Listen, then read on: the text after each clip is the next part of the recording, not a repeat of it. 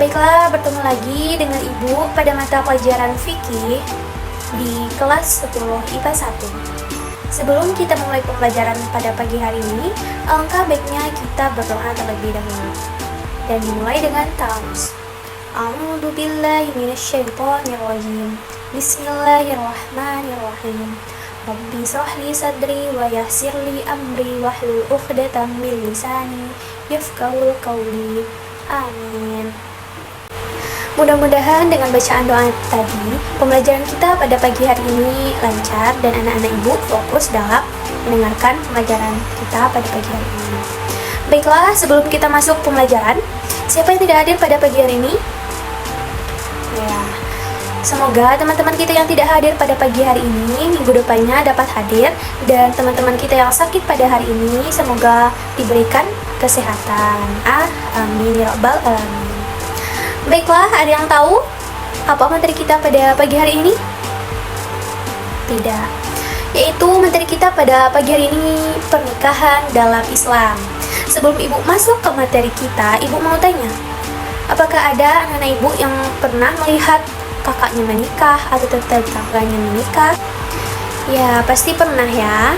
Baiklah, pada pembelajaran kita pernikahan dalam Islam ini, kita akan membahas 3 bahasan. Yang pertama, peserta didik mampu memahami makna dari pernikahan dalam Islam. Yang kedua, peserta didik mampu memahami hukum-hukum pernikahan dalam Islam. Dan selanjutnya, peserta didik mampu memahami dari syarat dan rukun-rukun pernikahan dalam Islam. Dan 3 itu kita harus pelajari pada pagi hari ini. Baiklah, silakan fokus anak-anak Ibu. Baiklah, kita masuk ke poin pertama, yaitu pengertian nikah. Pengertian nikah berasal dari bahasa Arab, yaitu an-nikah.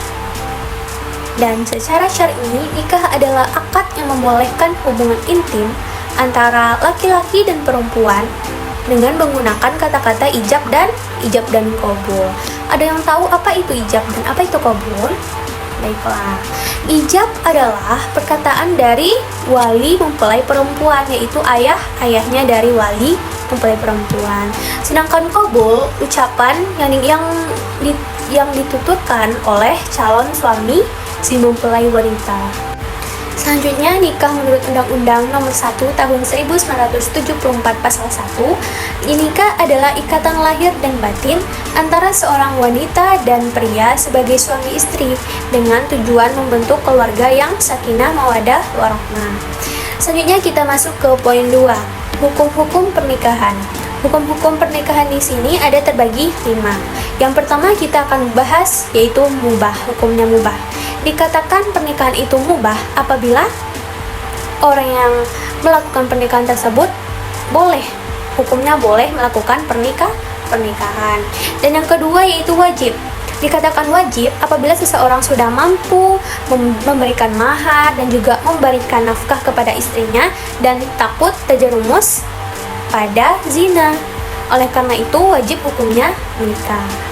Yang ketiga yaitu hukumnya sunnah.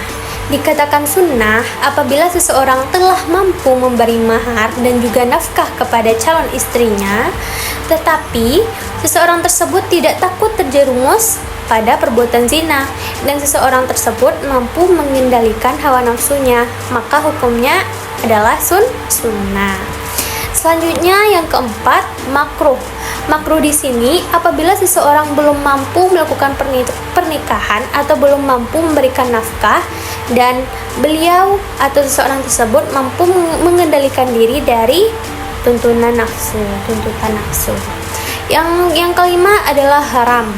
Dikatakan haram apabila seseorang melakukan pernikahan dan akhirnya menganiaya seorang istrinya dan mereka menikah untuk berniat untuk menganiaya istrinya, itu adalah hukumnya haram. Baiklah, kita akan masuk dari dalil nakli tentang pernikahan atau dasar dari pernikahan dalam Islam ini. Salah satunya yaitu terdapat pada Quran Surat Ar-Rum ayat 21 yang berbunyi, anak-anak Ibu silakan buka Quran Surat Ar-Rum ayat 21. Mari kita baca sama-sama yang dimulai dengan ta'awuz. A'udzu billahi minasyaitonir rajim. Bismillahirrahmanirrahim. Wa min ayati an khalaqalakum min anfusikum azwajan litaskunu ila wa ja'ala bainakum mawaddata wa rahmah. Inna fi dzalika laayatin liqaumin yatafakkarun. Shadaqallahul azim.